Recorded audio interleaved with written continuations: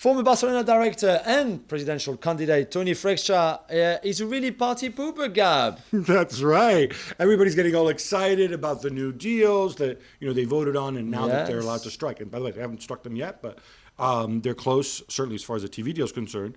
He goes out and he puts out a tweet. He says, you guys do know that Lewandowski, Jules Kounde, Raphinha, Bernardo Silva, none of these guys are coming, right? None of them.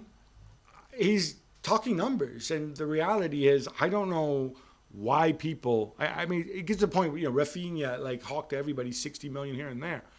These are real numbers that Barcelona have to deal with. They're working to try to fix it, but why create this expectation? I don't get it. In that sense, he's right.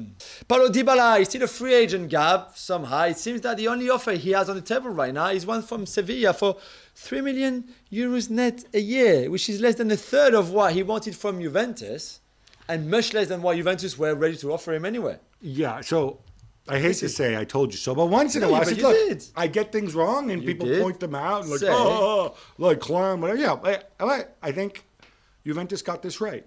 Dybala's people, Dybala's agent is a friend of his dad's, is a guy who runs a car dealership in Argentina, right? He doesn't necessarily have the expertise, the gauging, doesn't have the BS detector that others normally have.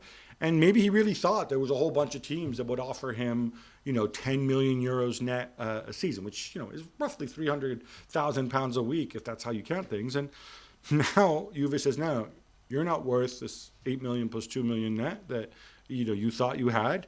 You're going to have to take less money. And he says, okay, fine, well, I'll go get the money from Inter. I think that door is closing now, because if they get Lukaku, they got Mkhitaryan as well. They still have Correa and Dzeko and obviously Lautaro. That door is closed. Yeah. And now Sevilla and Monchi tries to pull a Monchi popping up and say, hey. So clever. Hey, look, I'll give you £5. Come over. I feel bad for him. I don't. Why do you feel bad for him? Okay, I feel a little bad for him because he's a talented player who deserves a big stage. It's his fault. But yeah, he's not being very clever about this. Sebastian Haller's deal with Borussia Dortmund is done, Jules. It's a 4-year deal for 35 million euros, taking him up to the age of 32. Yeah. Does this move the needle?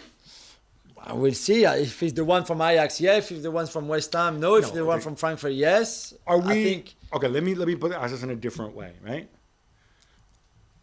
You take away Erling Haaland and... Yeah, but You take away Erling Haaland and Marco Rose. You add Edin Terzic. Yeah. Adeyemi. Yeah. And Aller. And Rom. And Schlotterbeck. Meh. Are they going to be better? Can they challenge Bayern? They've been very good in their recruitment so far. If you add David Rome to play on the left-hand side, he's going to be good. Then I would want to see. But every year, it's the same guy for the last 10 years. Yes, this year they can do. And then we get to the Klassiker and then they're smashed by Bayern. So we'll see. But I hope for Ale it works out. Well, thank you very much for watching ESPN on YouTube. For more sports highlights and analysis, be sure to download the ESPN app. And for live streaming, premium content, and let's not forget as well, ESPN FC 7 days a week. Subscribe to ESPN+.